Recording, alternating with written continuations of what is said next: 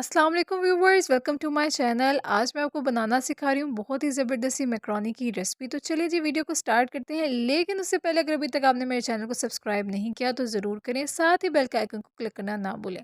अच्छा जी, इंग्रेडिएंट्स की तरफ आ जाते हैं। सबसे पहले मेरे पास यहाँ पर तकरीबन 250 ग्राम बोनलेस चिकन है। इसको मैंने छोटे छोटे बारीक टुकड़ों में काट लिया, तकरीबन 1 इंच के मैंने टुकड़ों में इसको काट लिया है। ठीक है, बहुत छोटा सा साइज़ में मैंने इसको कटिंग कर लिया है।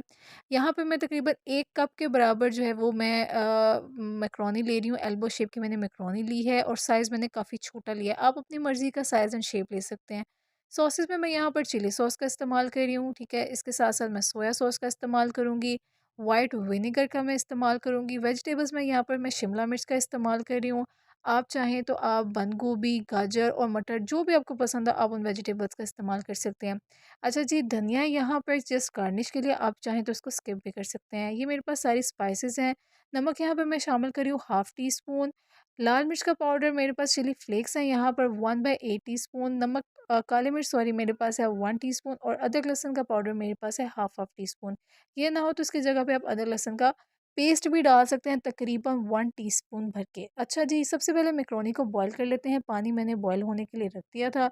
इसके अंदर मैं तकरीबन 1 चम्मच भर के नमक का शामिल कर रही हूँ और 1 टेबल स्पून मैं यहाँ पर घी का शामिल कर रही हूँ।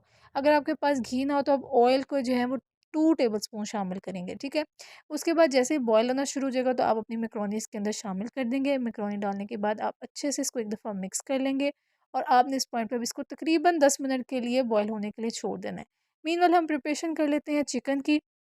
यहाँ पर मैंने फ्राई पैन लिया है। फ्राई पैन में मैंने 2 से 3 टेबल स्पून ऑयल के लिए हैं। ऑयल आपने काफ़ी कम लेना है। अच्छा जी, इसके अंदर शामिल कर दें, चिकन को शामिल कर दें, साथ ही अदरक लहसुन का पाउडर और सॉल्ट को मैं शामिल कर रही हूँ। ठीक है, ये डालने के बाद आपने इसको अच्छे से मिक्स करना है। फ्लेम आपने इस पॉइंट पे हाई रखना है ताकि सारे जो जूसेस हैं चिकन के वो लॉक हो जाएँ और चिकन का कलर जो है, जैसे ही हमारा वाइट कलर में चिकन सारा हो जाएगा, ठीक है, तो इसके अंदर हम इसके अंदर शामिल कर देंगे यहाँ पर शिमला मिर्च। आप इसी स्टेज पर अपनी बाकी सारी वेजिस को भी शामिल कर सकते हैं टर्न बाय टर्न, और उसको अच्छे से सौटे कर लेना है, ठीक है। तो आपने सब्जियाँ बहुत ज़्यादा नहीं पकानी, बस हल्की सी सॉफ्ट हो जाएँ तो उसके बाद आपने इसके अंदर शामिल कर देनी है तकरीबन 2 टेबल स्पून मैंने यहाँ पे भर के चिली सॉस के शामिल कर रही हूँ। इसी तरह से मैं 2 टेबल स्पून भर के यहाँ पर सोया सॉस के शामिल करूँगी। स्पाइसेस एंड सॉसेस आपने अपने टेस्ट के मुताबिक कम ज़्यादा कर सकते हैं। अच्छा जी, साथ ही मैं विनेगर के 2 टीस्पून शामिल करूँगी। अगर आपके पास विनेगर ना हो तो आप हाफ़ लेमन का जूस भी इस्तेमाल कर सकते हैं। ठीक है, चिली फ्लेक्स मैं डाली हूँ, काली मिर्च का पाउडर डाली हूँ 1 टीस्पून, चिली फ्लेक्स मैंने 1/8 टीस्पून लिया है और सॉल्ट बिल्कुल बहुत कम यानी 1/8 टीस्पून मैंने यहाँ पर डालना है। अच्छा जी, यहाँ पर मैं आपको इंग्रीडिएंट्स में बताना भूल गई थी, यहाँ पर मैं डाली हूँ केचअप। अगर आप थोड़ी-सी स्पाइसी पसंद करते हैं तो आपने तकरीबन half cup chilli garlic sauce भी डालनी है, लेकिन अगर आप बच्चों के लिए बना रहे हैं तो आपने हाफ़ कप केचअप का इस्तेमाल करना है और आपने इसको अच्छे से मिक्स कर लेना है। अच्छा, देखें कितना ज़्यादा धुआँ निकल रहा है। मैक्रोनी हमारी अच्छे से बॉयल हो गई थी। अब हमने क्या करना है, ये स्टेप आप गौर से देख लें। आपने बहुत अच्छे से इसको स्ट्रेनर में मैक्रोनी, गरमा-गरम मैक्रोनी को निकालना है और ठंडे पानी से आपने इसको बहुत अच्छे से वॉश कर लेना है। ठीक है? ये करना इसलिए ज़रूरी होता है ताकि आपकी मैक्रोनी अंदर आपस में एक तो ओवर कुक ना हो जाए, साथ में ये चिपकती नहीं है। अच्छा जी, चिकन हमारा देख लें इस स्टेज पर सॉसेज़ हमारी काफ़ी ज़्यादा गाढ़ी हो गई हैं, ठीक है? सारा खुश्क हो गया और ये देख लें चिकन भी हमारा अच्छे से गल गया। अब इस स्टेज पर आप जो है वो सारी की सारी अपनी मैक्रोनी को शामिल कर देंगे। ठीक है, मैं सारी मैक्रोनी ओह माय गॉड! थोड़ी-सी ये बाहर गिर गई है, इट्स ओके, घरों में छोटे-छोटे इस तरह के इश्यूज़ हो जाते हैं, कोई बड़ी बात नहीं है। ठीक है, आपने मैक्रोनी को बहुत अच्छे से मिक्स कर लेना है। अगर मेरी तरह आपको वीडियो बनानी नहीं है तो आप अपने दोनों हाथों का इस्तेमाल करेंगे और आप बहुत अच्छे से 2 चम्मच पकड़ेंगे और बहुत अच्छे से इसको मिक्स कर लेंगे।